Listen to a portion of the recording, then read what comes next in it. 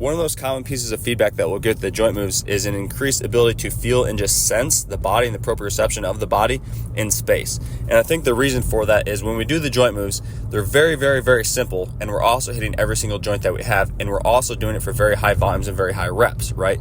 So essentially what you can picture or think about as happening when we do those is, let's say that we're moving your elbow, right?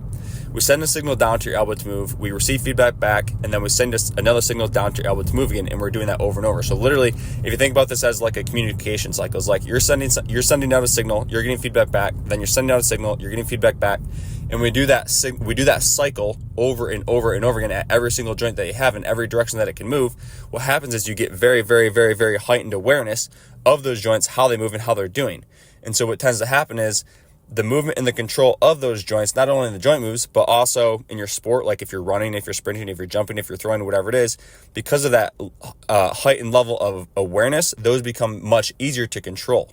And it doesn't necessarily happen with like sets of 25 or sets of 50. It's probably going to have to be more like, 100, 300, et cetera. So it's going to take some work and it's going to take some time.